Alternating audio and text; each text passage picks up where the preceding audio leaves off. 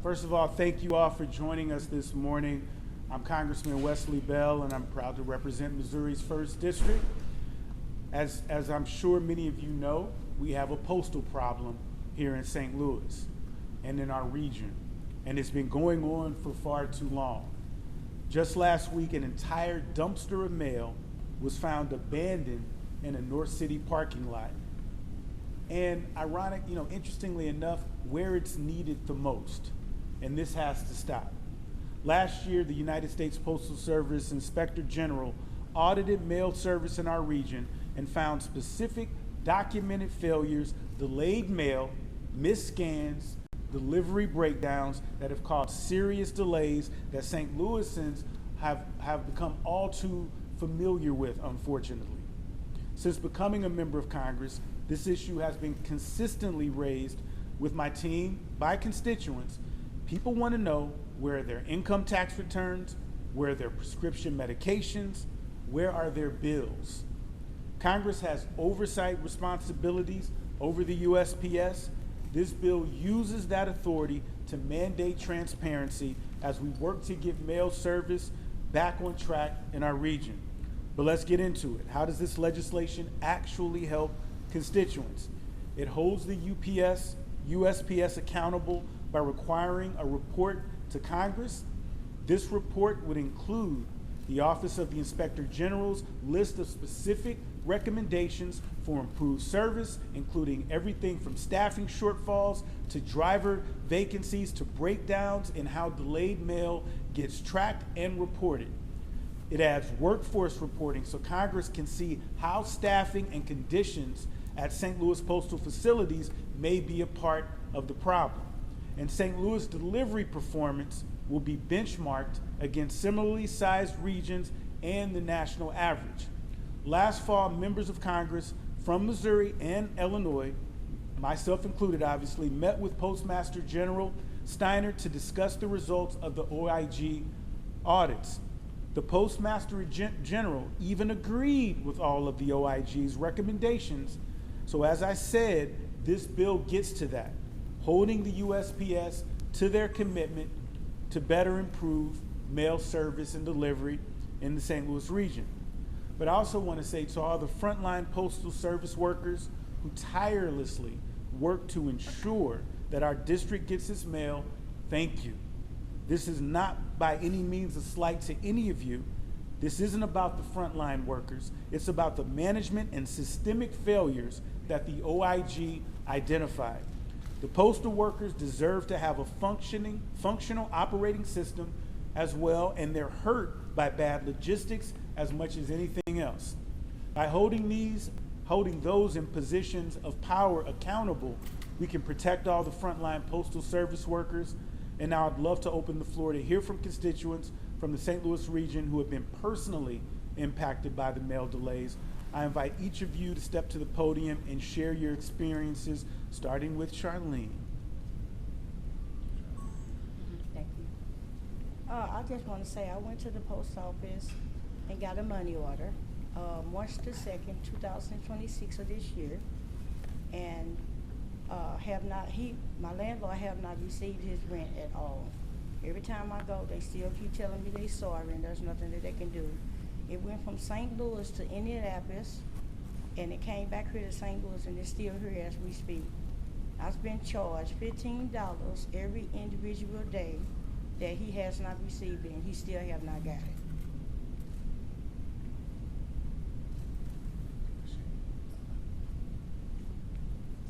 Hi, thank you so much for inviting me. Our neighborhood has experienced every one of the problems that Congressman Bell's legislation proposes to address. And I personally am terrified because the accountability system that the post office has doesn't work. And the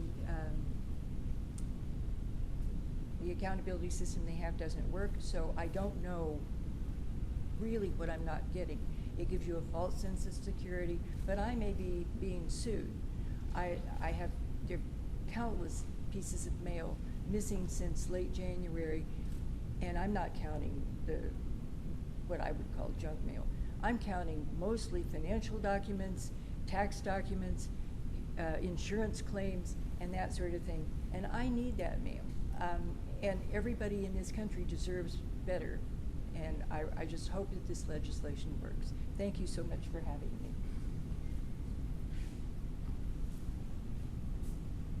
Good morning. I just want to say I've been experiencing difficult with mail ever since I lost my post lady. She was having medical issues, and she gave up the route. And I didn't receive mail for like 4 days, and I didn't know what to do. And I called Congressman Bell's office and spoke to Mr. McCullough over there, and he called me back. And ever since then, I didn't have a problem. But then lately, I'm having an issue again. My birthday was April the 23rd, and my daughter had sent me a card, and it's been over 4 weeks, and I still haven't received the card.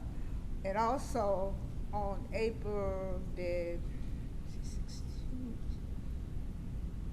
2nd, I mailed a card to Mississippi to my sister, and I had 2 cards, one from my sister here and one from my sister, one for me, and I put them both in the same slot. I always go to the post office. I never put it in the mailbox. I go inside the post office, and I put them both in the same slot. And it's taken almost 2 weeks. She received one, but it's taken almost 2 weeks for her to receive mine. And it's just been an issue going on and on with the mail. So I don't know what's going on.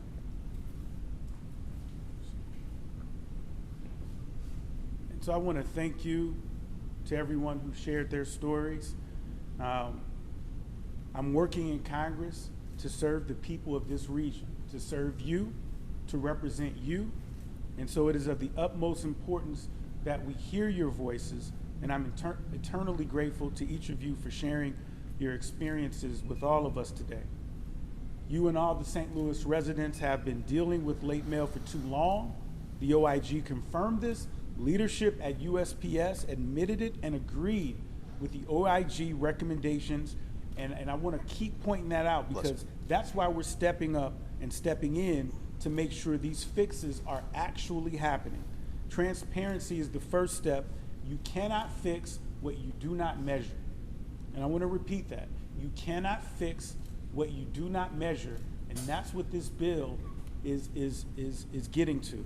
If the USPS has truly addressed these issues, reporting should be easy. If they haven't, the public deserves to know why. So please know that I'll continue to fight for all of you in Congress to ensure that USPS delays end and you all receive your mail in a timely manner.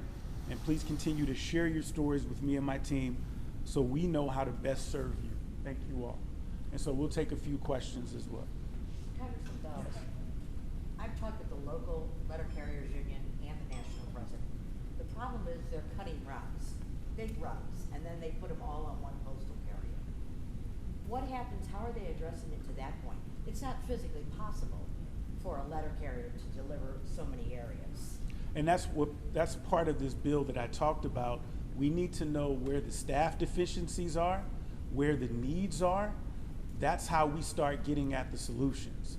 And that is something that we've seen. And I'll be perfectly frank, we've seen cutting of resources with the Postal Service, and that's why it's so important to point out that the frontline workers are doing their job, but they're doing it understaffed. They're doing it with their hands tied behind their back, and then we're questioning why aren't they doing this or doing that. No, we have to make sure that they have the resources they need, but we got to start with knowing where those deficiencies are and how to address them.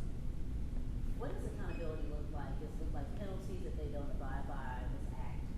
I think first and foremost, when there's a fire, you got to put the fire out. And right now we have folks who are getting late fees because their rent checks didn't get through the mail, which is supposed to be how, like folks depend and rely on the mail. We got to make certain that these issues get addressed, and that's why our office is so focused on constituency services, as was mentioned just a second ago. When we hear of these stories, we're going to get on them because oftentimes it's hard to deal with administrative agencies. And so when you're calling the USPS, it's hard for a citizen to maybe get through, but they pick up when we call. And so that's why anyone listening that's having issues, delays, contact our office directly so we can start helping with our constituency services. Our caseworkers are here, ready to work for folks in this region. Congressman, we've seen stories about mail theft, people being convicted and sentenced for stealing the keys that open up the blue collection boxes. How much of this problem do you think is attributed to theft of mail? Could that pile of mail that was dumped in that vacant lot last week, that was discovered last week, could that have been stolen mail? I mean, it could have been. And as a prosecutor, I'm really big on this whole idea of evidence. I appreciate that question. That said, that's what this bill is getting into. Let's find out what's going on. We need to find out systemically what's going on. If there's fraud or theft going on, let's find that out as well so that we can address it and we can actually fix the problems. Because I suspect there probably is some things going on that could potentially violate criminal laws, but also what we also know is going on is a reduction in staff.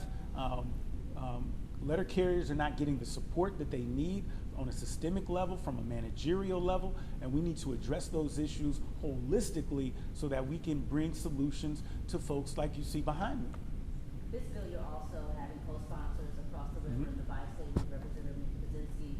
She's dealing with a post office that closed in Brooklyn, Illinois with no notice to constituents. How does co-sponsors and that, I guess, bi-state connection really embolden this act? Well, you know, I say this all the time, it's the rule of 218. You can't get anything done without 218 votes. So that means you got to work with folks on your side of the aisle, but you also got to reach across the aisle. And so I'm proud that this legislation that we introduced and other legislation that we introduced, such as the Gateway Partnership Act, is getting that bipartisan support.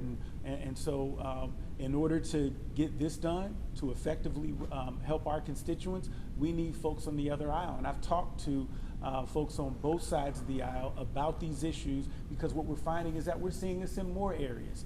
And so if we want them to help us, we also got to step up and help them. And so as bills come along for folks around the country, we're going to support them as well, because we know that it's important for our region to get that bipartisan support so we can actually get things done. Congressman, you said you're here to serve the constituents who live in this region. May 16 is a week from Saturday. And a lot of the tornado victims have had varying degrees of support from FEMA, the Small Business Administration, also from the Army Corps. Are there any other federal agencies that have tools to help St. Louis recover? I think that when it comes to natural disasters, all hands should be on deck. We have worked across the aisle to get those FEMA authorizations, and I think it's important to note that those FEMA authorizations, particularly under this administration, are not automatic. We've seen terrible flooding in Maryland, and they got absolutely no federal support. And so the fact that we were able to rally our congressional delegation on both sides of the aisle and to get, I think, an estimated $200 million paid out, despite an administration that has seemed very against these types of programs and are cutting these types of programs, I think it says a lot. But I will say this, Mark, it doesn't say enough. The current system that we have is that the executive, the president, makes the decision on FEMA authorizations. If you want to appeal that, you have a right to appeal. And you know who makes that decision on your appeal? The President of the United States. And so I've supported legislation to change that. I think that it's important to make certain that when natural disasters happen, I should say, that the U.S. government comes and does its job and helps those folks. We can't just rely on states. States don't have the resources to deal with these types of tragedies, and we pay a lot in federal taxes, and so those dollars should come back, especially when we need them. Disaster recovery experts and researchers just came to North City from across the country and told many of the tornado victims that there are other pots of money, specifically at HUD. HUD has this big pot of money, CDBG, DR funds, available for special disasters. New York got it after Sandy. Houston got it after Harvey. New Orleans got it after Katrina.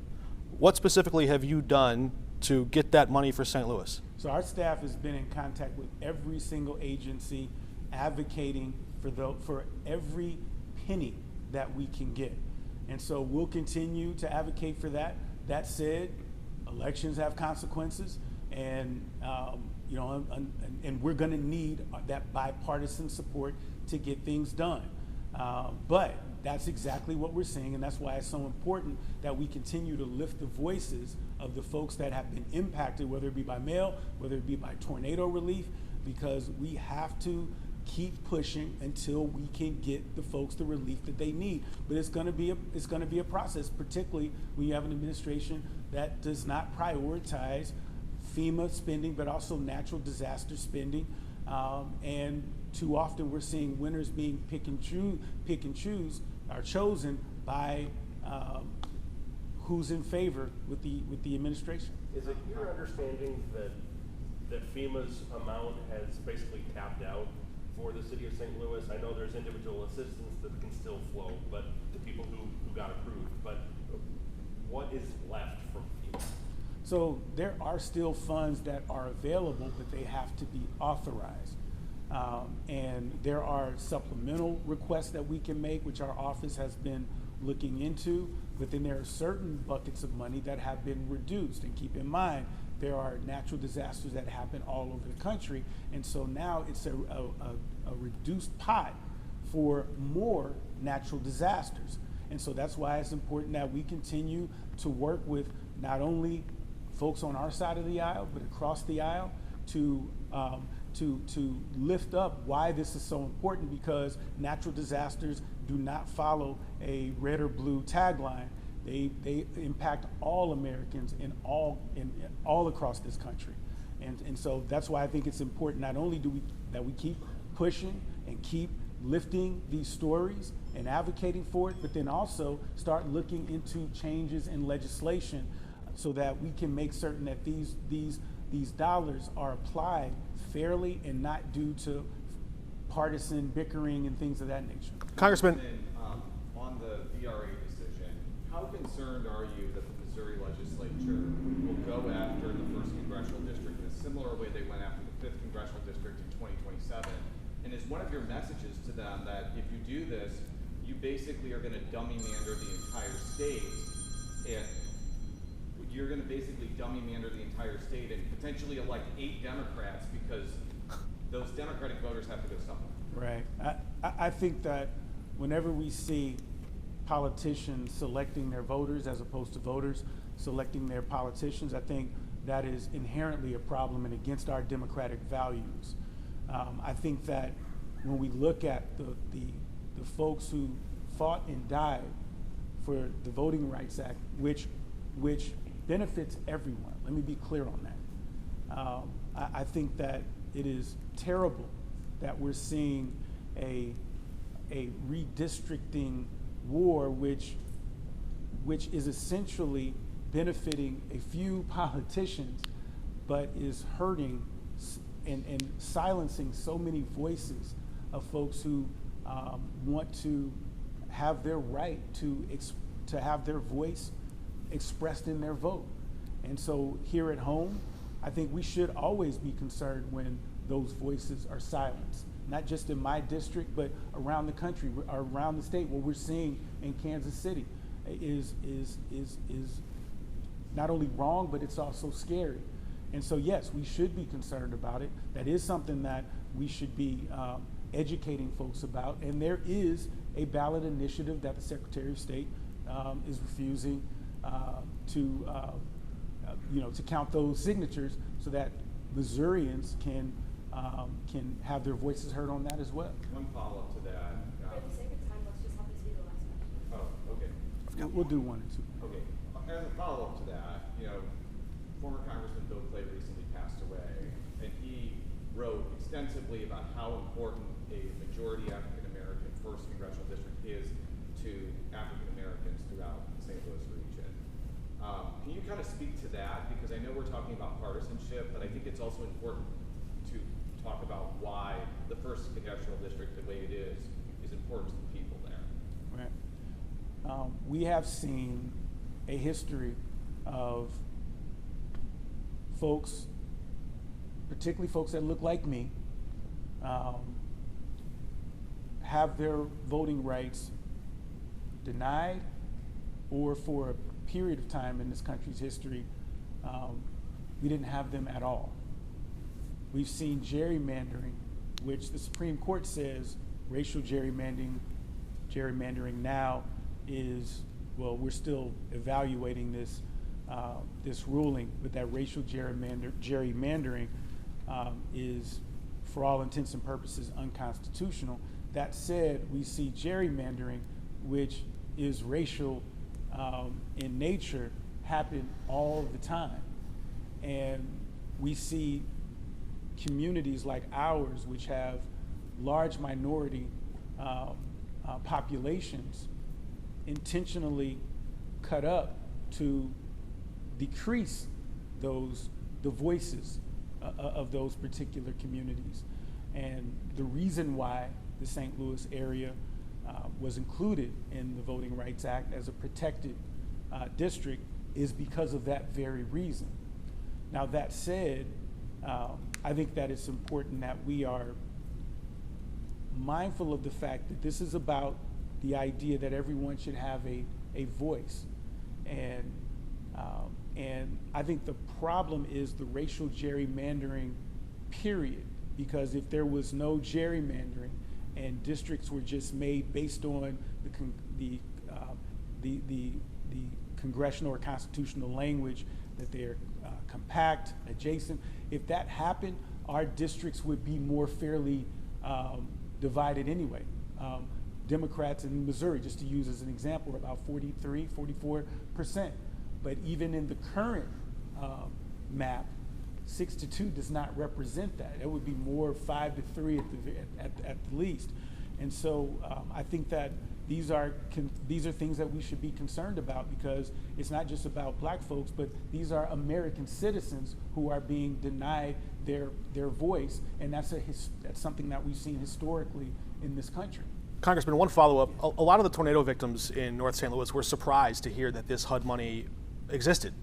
Frankly, I didn't know that money was out there. Did you know that HUD money was available? And if so, did you ever file a bill? Did you sponsor a resolution? Did you hold a press conference? Did you speak out on the House floor?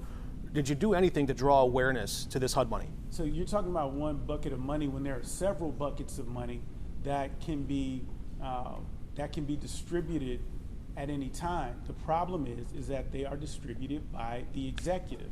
And so just to be clear, Mark, we have not just singled out one bucket of money, we've tried to single out every bucket of money. As a matter of fact, the reason that FEMA officials, they were housed in this building. We reached out to them and let them know, hey, we've got space right here, not only because they needed space, but also we wanted to be closer to them so that we could continue our dialogue and make sure that we're talking to them regularly so that we can help the folks who need help the most. So our office is going to continue to work on those, but those dollars can be distributed today.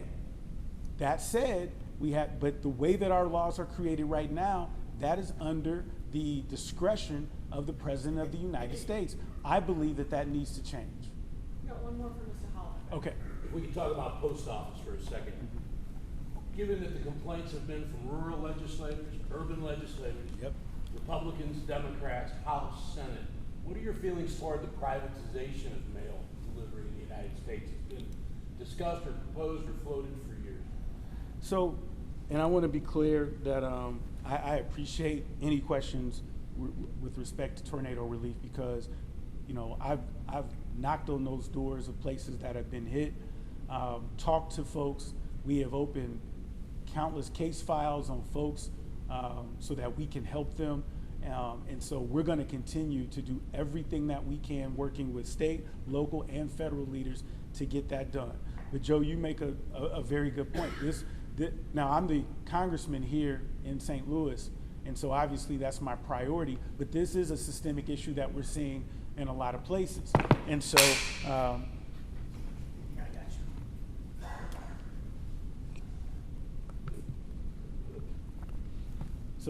So this is an issue that we're seeing in several in places all around the country, and it does impact not only folks in urban areas, but rural areas and everything in between. And that's why we are able to get bipartisan support for this. And so we're going to continue to do just that. We're going to work across the aisle. As a matter of fact, my colleague next door on the Republican side is supporting. My Democratic neighbor on the east side, Nikki Budzinski, is supporting this bill, and we're going to support other folks' bills because, hey, at some point when we see folks in Wyoming, for example, having the same issues, if we support their legislation, we can ask. It's easier for us to ask them to support ours. But this is an issue that we're seeing, and with respect to privatization, I don't think that that's the issue. I think the issue is we have to fully fund the USPS. We have to make sure that they have the resources they need. I think it's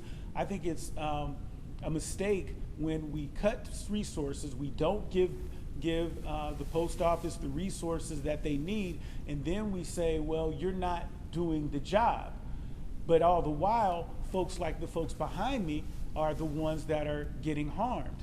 There's a lot of people, seniors, folks with disabilities, working people who need the post office. They need it, and so this is something. This is an issue that all of us can rally behind. Republicans, Democrats, rural, urban, Americans can get behind to make certain that the folks that need it get the help that they need. And this is something that, that we should just be able to get behind as Americans, and we're going to keep pushing until we do get it done. What's your reaction to Hassan Piker? He called you an AIPAC stooge. Oh, no. A person who, first of all, I'll answer that question, but I want to make certain anything USPS, tornado, and then I'll get back to you, Mark, I promise you. You have 3 people behind you that obviously believe in you, and after this information comes out, more people are going to debate it to come forward and say, yeah, this is happening. Can you kind of agree to, you brought up rural areas, right? Why is a market size like St. Louis having to deal with something like this? I know on a national level everyone is, but what do you think like your real issue is behind the scenes? I think, I'm an attorney, so I deal with evidence. So I can speculate that it has a lot to do with resources, has a lot to do with lack of leadership and direction, but that's what this bill is getting to. We want to find out what the answers are so that we're not guessing at what it is, because again, you can't fix what you don't measure. And so we need to find out systemically what are the problems so that we can address those problems, fix those problems, and then hold the post office accountable to get those things done. Can I ask you one thing about, there are a lot of grievances have been filed by the union, like all the way back to last summer. It can take up to a year for that, to even get a hearing on it. Will that come into the process at all? Because the complaints have been being made. Yeah, workplace conditions are a part of this bill, and assessing those and making certain that frontline workers have the support that they need. And so if that is a part of this problem, that is what this bill gets to. And that's why, again, we're seeing not only Democrats, but even Republicans support this legislation. And so that's exactly what we're getting to. Can you